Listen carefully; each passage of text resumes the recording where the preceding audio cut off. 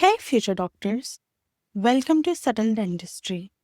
Today, we are going to discuss a most important topic for our university exams. That is, difference between benign and malignant tumor.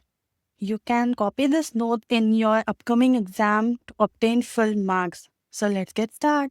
First, we are going to differentiate based on clinical features.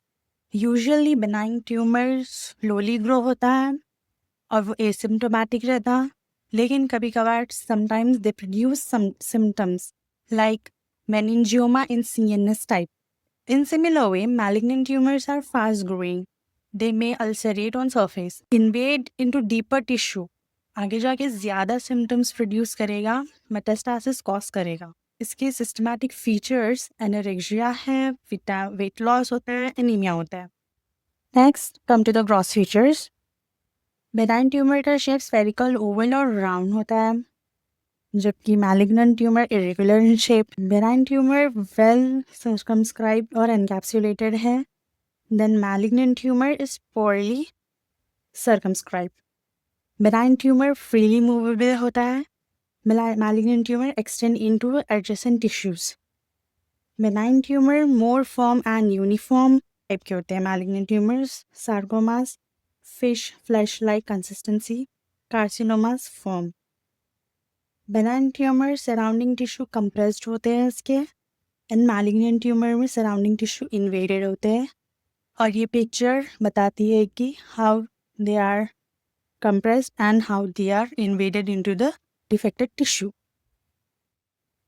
Now, students, appreciate this diagram. Draw this diagram in exams for full marks. Here you can appreciate all features of anaplasia. What is anaplasia? Anaplasia मतलब कि lack of differentiation. ये hallmark feature होता है malignant tumors का, जो कि microscopic feature है. Now come to the microscopic features. Normal tissue में और benign tumors में basal polarity होती है. न्यूक्लियस टूवर्ड्स द बेस होता है, जो कि मैलिग्नेंट ट्यूमर में नहीं होता. वहाँ पे we loss the basal polarity in malignant tumour. Pleomorphism मतलब all cells are in same size and shape, जो कि malignant tumour are small moderate in shape. Next is nucleocytoplasmic ratio low होता है बेनाइन ट्यूमर में, but malignant tumour nucleocytoplasmic ratio increase होता है. Anisonucleosis, सारे nucleus same shape and size में होते हैं इन बेनाइन ट्यूमर, लेकिन मैलिग्नेंट ट्यूमर में फिक्स साइज एंड शेप नहीं होता न्यूक्लियस का. Next is normal nuclear chromatin. Benign tumour में न्यूक्लियर क्रोमैटिन नॉर्मल दिखेगा, मैलिग्नेंट ट्यूमर में डार्क ब्लू कलर दिखेगा because of compactness, so it is known as hyperchromatism. Benign में normal nuclei होगी, but nuclei will be prominent in malignant.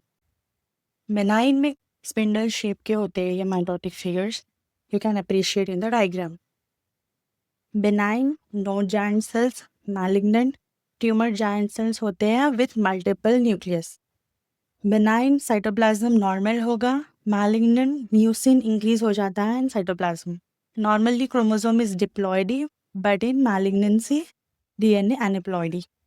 Next, local invasion and metastasis. Benign tumor neither show local invasion nor metastasis. Malignant tumor shows local invasion as well as metastasis. Prognosis, benign tumor में local complications show होते हैं. In malignant tumor, death by local and metastasis complications. So, this is the video. You can just copy this notes in exam to get full marks and draw this diagram. If you like the video, please like and share. For more videos like this, subscribe Subtle Dentistry.